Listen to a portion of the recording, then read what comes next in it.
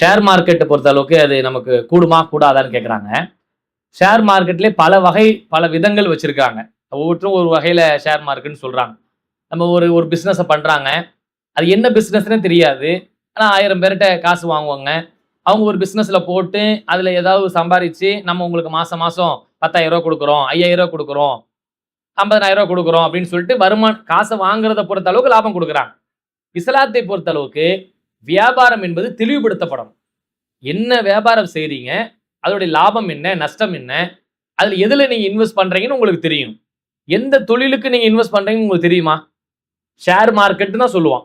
எதுல கொண்டு போய் நீங்க ஷேர்ல போடுறீங்க?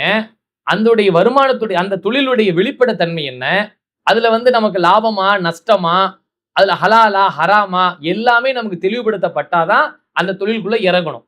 அந்த தொழில பற்றியான எந்த வகையான வெளிப்படைத்தன்மையும் இல்லாம, ஷேர் மார்க்கெட்ன்ற பேர்ல உங்கள்ட்ட இருந்து பொருளாதாரத்த வாங்கி, அவங்க ஏதோ ஒரு பிசினஸ் செஞ்சுக்கிட்டு, கண் மறைவில இருந்து உங்களுக்கு மாசம் மாசம் இவ்வளவு ரூபாய் குடுப்பேன்னுவான். ஆனா அதுல நஷ்டம் ஏற்பட்டா நீங்க பொறுப்படுத்துவீங்களா கேட்டா, அதுல நஷ்டமே வராதுங்க. எப்பவுமே உங்களுக்கு லாபம் தான் வருன்னுவான். எல்லாம் எந்த நேரமும் உங்களுக்கு லாபம். எல்லா நேரங்களும் லாபம் கிடைக்கிறது தொழில் அல்ல. வியாபாரமும், நஷ்டமும், லாபமும் சேர்ந்தது தான் தொழில். அதுதான் வியாபாரம். வெறுமே லாபமே கிடைச்சுக்கிட்டு இருக்குன்னா, வட்டி பிசினஸ் மட்டும் தான் லாபம் கிடைச்சிட்டே இருக்கும். அவன் குடுத்துட்டா மாசம் மாசம் என்ன செய்வான்? அவனுக்கு வந்து சேர்த்து சேர்த்து கட்டிக்கிட்டே இருந்தா, அது வட்டியா போயிடும். அப்ப இஸ்லாம் நமக்கு சொல்றது என்ன? லாபமும், நஷ்டமும் சேர்ந்து இருக்கணும். அதை இருவரும் பொறுப்பெடுத்துக் கொள்ளணும். அந்த தொழில வெளிப்படுத்த தன்மை இருக்கணும். எதுல நீங்க இன்வெஸ்ட் பண்றீங்கன்னு உங்களுக்கு தெரியணும். இது எல்லாமே தெரிஞ்சு அதுக்கு ஷேர் மார்க்கெட்னு பேர் வச்சுட்டா கூட பிரச்சனை இல்ல. என்ன பேர் வேணா வச்சுக்கலாம். ஆனா ஷேர் மார்க்கெட்ன்ற பேர்ல எதுவுமே தெரியாம, அதாவது மர்ம தேசம் போல வச்சுக்கிட்டு நமக்கு லாபம் குடுக்குறேன் அப்படின்னு சொன்னா, அது வந்து நமக்கு ஹராமா போயிடும். அந்த மாரி இருந்தா அது செய்யாதீங்க. எல்லாம் வெளிப்படையா தெரியுது. இதுல தான் போடுறாங்கன்னு தெரியுது. இவ்வளவுதான் வருதுன்னு தெரியுது. லாபமும் தெரியுது, நஷ்டமும் தெரியுது. எல்லாம் உங்களால் நேரடியாக சொல்ல முடியும், தெரிந்து கொள்ள முடியும்னா அந்த பிசினஸ் செய்யுங்க. தெரியாத மர்ம தேசமா இருந்தா அதை நீங்க செய்யாதீங்க. இதுதான் அடிப்படையான விஷயம். இந்த ஒரு அளவுகள வச்சு எல்லாத்தையும் பொருத்திக்கலாம் நீங்க. இந்த இந்த லாபம், நஷ்டத்த பொறுப்பேத்துக்கிறேன்.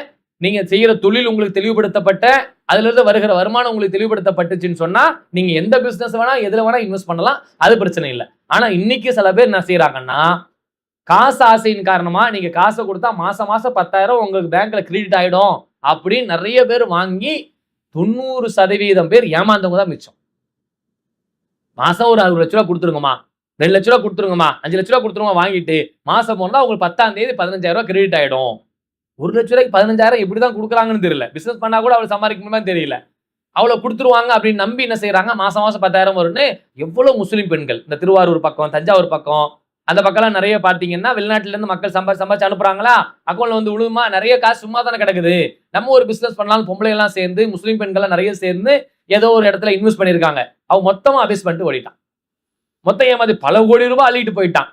இது பொம்பளை இந்த முஸ்லிம் பெண்களை டார்கெட் வச்சு என்ன செஞ்சுட்டான், நெறைய காசுகள் அள்ளிட்டு போய் அழுது புலம்பி கத்தி நெறைய பேரை ஏமாத்தி அங்க செய்திகளை செஞ்சதெல்லாம் பார்க்கிறோம்.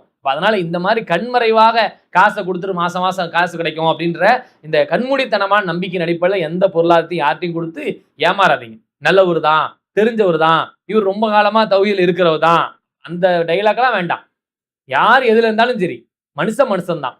தப்பு செய்ய எல்லாத்துக்கும் வாய்ப்பு இருக்குது. அதனால நீங்க என்ன செய்யுங்க, உங்களுக்கு டைரக்டா தெரிஞ்சு அதை இன்வெஸ்ட் பண்ணி லாபம் சம்பாதிக்கிற வாய்ப்பு இருந்தால் செய்யுங்க.